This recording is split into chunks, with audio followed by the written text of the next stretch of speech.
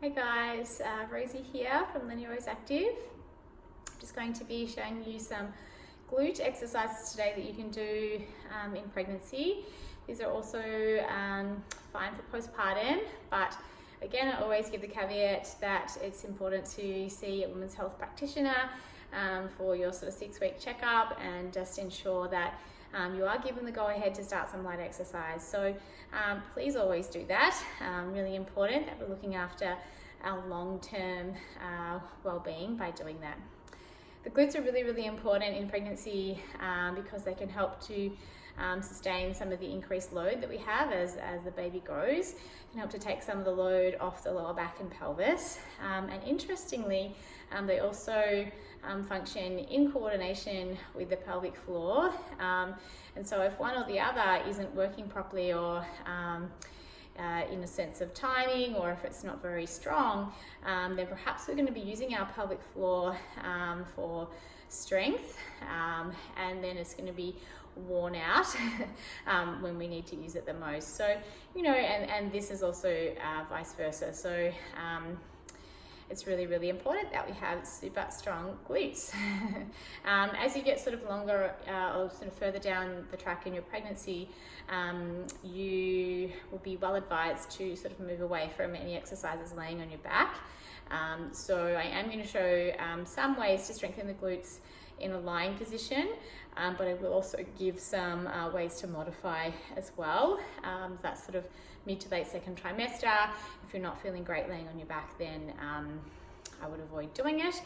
This is because the weight of the baby just causes a bit of compression of some of the returning blood vessels to the heart and reduces what's known as cardiac output. So you can feel a little bit dizzy or a little bit nauseous, and that's definitely a sign to move out of that position. So I really hope you enjoy the workouts today. I am wearing Lenny Rose Ultimate Bra, which is great for breastfeeding.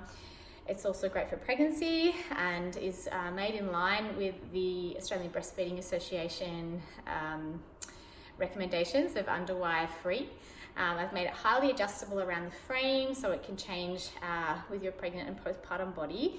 Your rib cage actually will distend up to around 10 centimeters during the pregnancy, which is crazy. And so you want to make sure that whatever you're buying has allowed for some significant changes in your anatomy. We also have adjustable feeding panels so that as the volume of your breast changes, which it does from day to day, but also from early pregnancy, from early pregnancy to late pregnancy, and from early postpartum to later postpartum, you have some significant changes there too.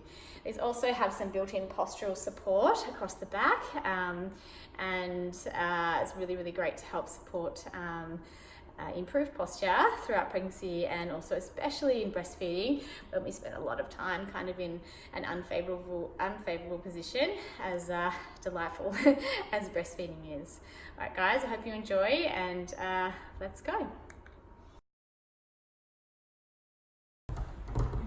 Hi guys, this is one of my favorite core exercises. It's great for pregnancy. It's also really great for getting back into exercise postpartum. So I'm sitting in a static squat against the wall. I've got a soft ball between my knees.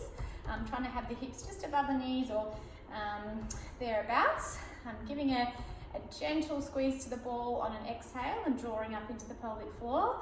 I'm also going to add a light pressure with my elbows and shoulder blades back into the wall. This is going to help to engage the posterior chain a little bit, so the lats and into the back muscles.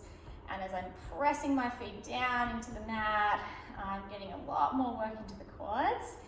So let the breath be nice and steady. And as you exhale, you're going to gently draw that pelvic floor on. As you inhale, gently let the pelvic floor soften, and you'll sort of just continue that way. So I'll be trying to hold here for about 10 breaths, and then slowly press your feet away to stand back up. And then you would try to come through at least 2 or 3 sets. So on the in-breath, softening your pelvic floor. On the exhale, a gentle squeeze of the ball, and then drawing up into the pelvic floor. And then trying to keep a low level of engagement as you allow the breath to continue. We'll then also add a little press of